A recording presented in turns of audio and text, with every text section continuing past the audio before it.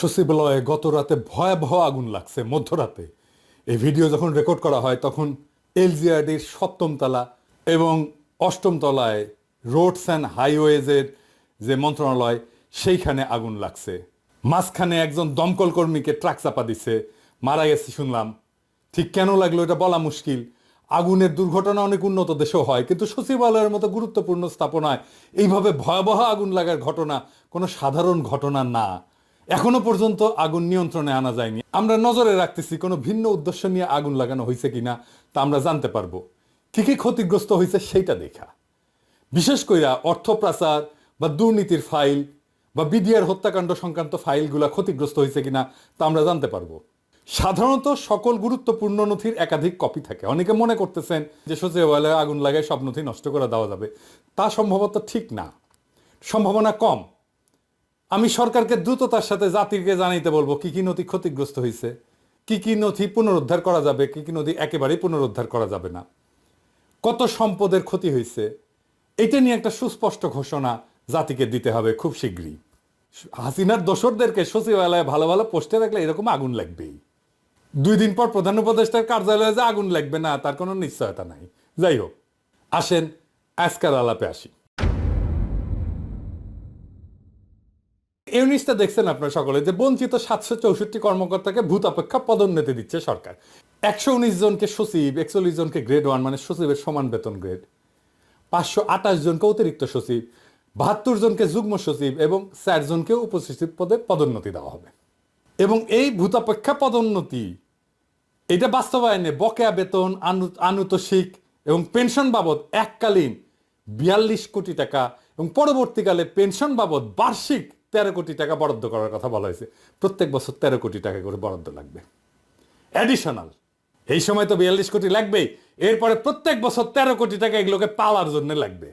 এই সরকারকে যে কি করা দরকার মাঝে মাঝে বুঝতে পারি না। মাঝে মাঝে কথা বলেও আমাদের সাথে, শোনেও কথা। এই যে বিডিআর কমিশন নিয়ে রিকমেন্ডেশন চাইছিল, দিছিলাম, শুনছে, কিন্তু এইটা যে করলেন প্রশাসন নিয়ে আলাপ করেছিলেন কারোর সাথে, কারণ মতামত নিছিলেন? নেন নাই, আমি শিওর। মতামত নেওয়াটা এই কারণে জরুরি না যে আমারে বা কাউরে গুরুত্ব দিতে হবে, জি না। কারণটা হচ্ছে আপনারা তো সামলাইতে পারেন না, পারতেছেন না। এই দেখেন আজ এই আন্দোলন করে তো কাল আরেকজন আন্দোলন করে, পাল্লায় যেমন ব্যাং মাপা যায় না, ঠিক তেমনি আপনি আমলাগেরে সামলাইতে পারতেছেন না। পারতেছেন না কারণ কেমনে সামলাইতে হবে এটাই জানেন না আপনারা। আমি বঞ্চিত, এটা তো কোনো কোয়ালিফিকেশন হইতে পারে না। কোন আক্কেলে আপনারা এইসব আমলাদের এই সমস্ত দাবি মানতেছেন? কোন আক্কেলে এই দুঃসময়ে আপনি 42 কোটি টাকার বরাদ্দ দিতেছেন এইগুলোর জন্য?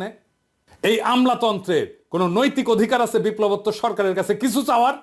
বিন্দুমাত্র অধিকার নাই। এই কথা বলতে পারেন না কেন আপনারা? এই ব্যুরোক্রেসি হাসিনার টিকায় রাখছে না? হাসিনার নির্বাচন এরা করছে না?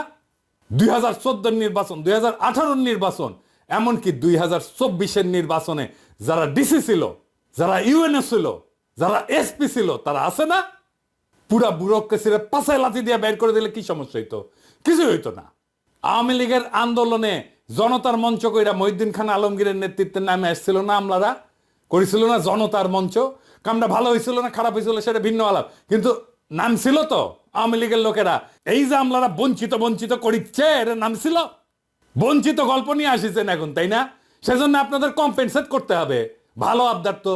এই হাসিনার আমলে গুম হয়েছে কতজন, জেলে পড়ছে কতজন, আয়না ঘরে ছিল কতজন, পঙ্গু হয়েছে কতজন, বাড়ি ঘর গেছে কতজনের, সম্পদ গেছে কতজনের, জীবন গেছে কতজনের, দেশ ছাড়া হয়েছে কতজন আমার মতো। কারে কম্পেনসেট করছেন? এদের কম্পেনসেশন কে করবে? কোন আক্কেলে কম্পেনসেশন চাইতেছেন আপনারা? আর কোন আক্কেলে প্রফেসর ইউনূসের সরকার দিতেছে এই টাকা? শহীদ পরিবারকে প্রতিশ্রুত 30 লাখ টাকা দিতে পারে নাই, আহতদের সুচিকিৎসা করতে পারে নাই, পুনর্বাসন তো দূরের কথা। আর এই আমলাদের টাকা দিতেছেন 42 কোটি টাকা। টাকা কি খোলাম কুচি? এই আমলার আবার নিতেছে হ্যাংলার মতো। লজ্জাও লাগে না আপনাকে?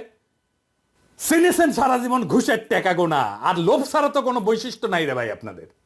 কোন সরকারি কর্মচারীদের যদি সত্যি কম্পেনসেট করতে হয় তাইলে সেটা সামরিক বাহিনীকে করতে হবে।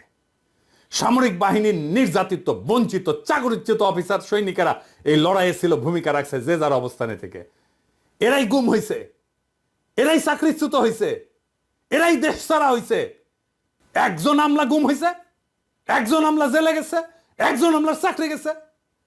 এরা দেশে বিদেশে থেকে বিরোচিত ভূমিকা রাখছে। শুধু তারাই না, তাদের পরিবার নিয়ে ডিএইচএস এ মিছিল করেছে, সাবেক আর্মি চিফ সহ সিনিয়র অফিসাররা প্রকাশ্যে মিটিং করেছে, বিবৃতি দিছে, সমাবেশ করছে। দেখেন ইকবাল করিম ভুইয়া কি কইতেছেন। 4ই আগস্টের কথা এটা। দেশের নীতি নির্ধারকরা যদি বিবেক বুদ্ধি ও হৃদয়হীন হয়ে না পড়তেন, তাহলে গত কয়েক সপ্তাহে বাংলাদেশের ইতিহাসের সবচেয়ে বড়, করুণ ও মর্মান্তিক এই হত্যাকাণ্ড সমূহের ঘটনাগুলো ঘটত না। সুস্থ মস্তিষ্কের কোনো বিবেকবান মানুষের পক্ষে দেশে এমন একটা যুদ্ধ পরিস্থিতি মেনে নেওয়া সম্ভব না। আমরা নিজেরা নিজেদের সাথে যুদ্ধ করতে পারি না। আমাদের দেশটাকে, এই প্রিয় রাজধানী ঢাকা ও জেলা শহরগুলোকে যুদ্ধক্ষেত্রে পরিণত করতে দিতে পারি না। তাই আজ এখানে দাঁড়িয়ে ব্যর্থহীন ভাষায় বলছি, ইনশাল্লাহ তা আমরা করতে দেব না। সকল শ্রেণী ও পেশার মানুষকে সাথে নিয়ে ঐক্যবদ্ধভাবে শান্তি প্রচেষ্টায় প্রচেষ্ট থাকবে। এই জনপ্রিয় সাবেক সেনা প্রধানকে আমাদের সবার কৃতজ্ঞতা জানানো উচিত। উনি সাহসের সাথে দাঁড়ানোর জন্য এই পরদিন সেনাবাহিনীর জুনিয়র অফিসার আর সৈনিকেরা ছাত্র জনতার উপরে গুলি চালাইতে অস্বীকার করে। পরদিন যদি গুলি চলতো, জেনারেল ইকবাল করিম ভুইয়া কয়েকজন সিনিয়র অফিসারদের নিয়ে আর্মি কনভয়ের সামনে দাঁড়াইতেন। এই পরিকল্পনা ওনাদের ছিল। আমি 4 তারিখ রাতে এটা জানাইছিলাম প্রফেসর ইউনুসকে, যে স্যার কালকে আর্মি গুলি চালাইতে পারবে না, জেনারেল ভুইয়া সর্বশক্তি দিয়ে ঠেকাই দিবেন। এটা প্রফেসর ইউনুস জানতেন। অথচ এই বীরকে আমরা সামান্যতম সম্মান জানাইলাম না। সামরিক বাহিনীর অফিসার যারা বঞ্চিত হয়েছে, নির্যাতিত হয়েছে, নিপীড়িত হয়েছে, তাদের কাউকে অ্যাকনলেজ করলাম না, কাউরে না। প্রফেসর ইউনুসের টাইম হয় সোহেল তাজরের ডাইকা কথা বলার, টাইম হয় না জেনারেল ইকবাল করিম ভুইয়াকে ডাইকা ওনারা ধন্যবাদ দেওয়ার, টাইম হয় না। টাইম হয় না বিডিআর বিদ্রোহে যে সমস্ত সেনা অফিসারদের প্রতিবাদ করার জন্য চাকরি গেছিল তাদেরকে ডাইকায় না কথা বলার। ইকবাল করিম ভুইয়ার সার্ভিস, ওনার ইমেজকে, ওনার সামর্থ্যকে দেশের কাজে লাগানোর কথা মনে হয় না। ইকবাল করিম ভুইয়া আপনার পাশে দাঁড়াইলে ওয়াকার সাহেবের ইন্ডিয়ান ফরেন সেক্রেটারি শিডিউল ছাড়া মিটিং করতে পারতো না। মুজিব বলছিল না যে তিনি আমার কথা রাখলেন না, তিনি রাখলেন ভুট্টো সাহেবের কথা।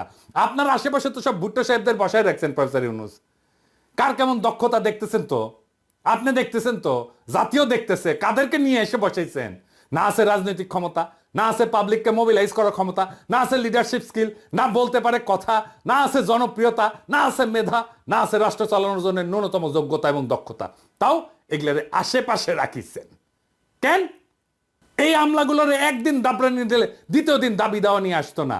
কিন্তু দাবরানি দেওয়ার সেই মানুষটা নাই আপনার পাশে। কি কইয়া দাবরানি দিতে হবে সেটাও জানেন না।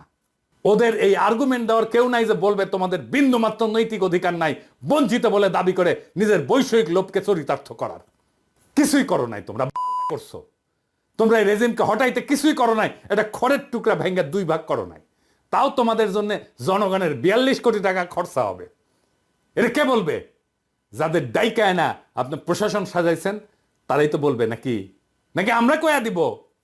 আর রাষ্ট্রীয় সম্পদে 42 কোটি টাকা তো আপনার বাপের জমিদারির টাকা না রে ভাই, যেভাবে বিলাইবেন।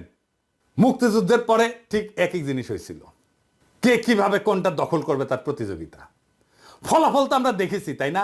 এরকম একটা ল্যাংরা খোড়া রাষ্ট্র পাইছি। এইরকম একটা বিপ্লব হইলে এত মানুষ রক্ত দিল, এত ছাত্র রক্ত দিল। আপনি নিজেই বলছেন ছাত্ররা আপনাদের ক্ষমতায় বসেছে। কি করতেছেন তাইলে? হাসিনা শাসনের বেনিফিশিয়ারিরা কে কিভাবে কোথায় জায়গা করে নেওয়ার চেষ্টা করতেছে আমরা দেখতেছি, সব দেখতেছি। হাসিনা সরকারের বেনিফিশিয়ারিদের সাবধান করে দিয়ে বলতে চাই, করে কমে খাইতেছেন এমনি খান। রাষ্ট্রের রিসোর্স, রাষ্ট্রের গুরুত্বপূর্ণ ব্যক্তিদের আশেপাশে যাইবেন না, কোনো আলগা সুবিধা নেওয়ার চেষ্টা করবেন না। আপনাদের তো ভদ্রভাবে বললে বুঝেন না, শুনেন না। লোভ তো 2 চোখ ভরা চকচকা লোভ। মায়ের বুঝেন, মায়ের মায়ের মায়ের ভার্চুয়াল ম্যান না, একদম লাঠি দিয়া মায়ের বেদম পেটানো হবে, একদম ধরে রাস্তায় ফেলে পেটানো হবে। ওইটা করতে পারবো আমি, ওইটা করা হবে, কেউ বাঁচাইতে পারবে না। আগে থাকতে সাবধান হয়ে যান। আমি আর ইলিয়াস বলছিলাম শহীদ পরিবারদের প্রতিশ্রুত 30 লক্ষ টাকা দিয়ে দিবেন, 2 মাস সময় দিছিলাম। আজকে আবার মনে করাই দিলাম প্রফেসর ইউনূসের সরকারে। এই প্রসঙ্গে আজকে আমার ফাইনাল আলাপ।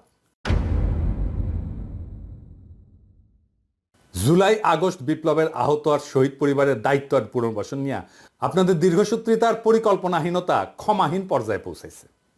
আপনাদের না আছে পরিকল্পনা, না আছে উদ্যোগ, না আছে সেন্সিটিভিটি। আমি সুইডেনেও জুলাই ফাউন্ডেশনের জন্য অনুদান দেওয়ার ব্যাপারে ক্যাম্পেইন করে আসছি। আপনারা যদি কাজটা শুরু করার আগে আলাপটা করতেন, তাহলে আরো ইনোভেটিভ আইডিয়া, সৃজনশীল আইডিয়া দিতে পারতাম। ওটা তো করবেন না, আমাকে তো মানুষ বলে মনে করেন না। বিপ্লবের স্টেক হোল্ডার বাদ দেন, মানুষ বলেই মনে করেন না আপনারা। আমাদের সমাজের একটা শক্তি আছে, সেই শক্তিকে কাজে লাগাইতে হইতো, সেটা করলেন না, শুনলেনও না কিভাবে এটা করা যায়। এখন পারতেছেন না, না পারতেছেন চিকিৎসা দিতে আহতদের, না পারতেছেন শহীদদের পরিবারদের পুনর্বাসন করতে। আমি নিজে ব্যক্তিগতভাবে 2টা পরিবারের দায়িত্ব নিছি, আনাসের পরিবার আর রাখির দায়িত্ব নিছি বাবা হিসাবে। আনাসের বাবা একটা সম্মানজনক চাকরি করতেছে, রাখি এখন চাকরি করতে পারবে না, কারণ ওর বাচ্চাটা ছোট। তাই আমি ওর পুরা পরিবারের দায়িত্ব নিছি। রাখি আগের বাসায় আছে, বাসা ছাড়তে হয় নাই, টাকার অভাবে ওর গয়না বন্ধক দিয়া টাকা ধার করছিল 3.5 লাখ টাকা, সেটা ছাড়াই আনছে ও টাকাটা শোধ দিয়া। ওর পরিবারের সকল খরচ আর সন্তানের লেখাপড়ার দায়িত্ব আমার।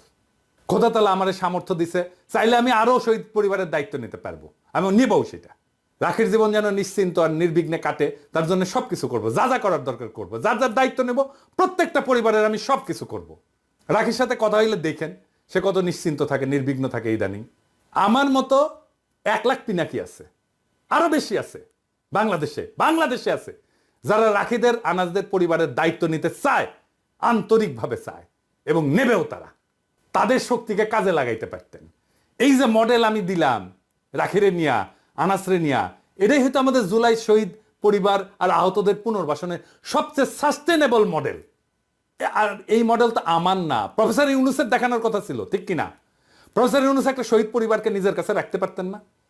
চাকরি দিতে পারতেন না? দায়িত্ব নিতে পারতেন না? অবশ্যই পারতেন, ব্যক্তিগত সামর্থ্য পারতেন। ওনার নিজের প্রতিষ্ঠান আছে না, ইউনূস সেন্টার আছে না? একটা পরিবারের দায়িত্ব নিতে পারে না? নিছে? নাই। ওনার উপদেষ্টারা পারেন না প্রত্যেকে একজন করে পরিবারের দায়িত্ব নিতে, আহত বা শহীদ পরিবারে? একটা আহত বা শহীদ পরিবারের দায়িত্ব নিতে ওনাদের সমস্যা কি? উনি যাদের যাদের ডেকে চাকরি দিয়েছেন, পত্তর দিয়েছেন, মন্ত্রী বিশেষ সহকারী বানাইছেন, ওদের দিতে পারে না? তারা একজন করে দায়িত্ব নিতে পারতো না? দেখতেন সামাজিক উদ্দীপনা তৈরি হতো সারা দেশ জুড়ে শহীদ আর আহত পরিবারের দায়িত্ব নেওয়ার। ঢাকা শহরে কত মুরব্বী বাচ্চা কাচ্চা বিদেশে থাকে, একা থাকেন, বিশাল বড় বাড়ি ফাঁকা পড়ে থাকে।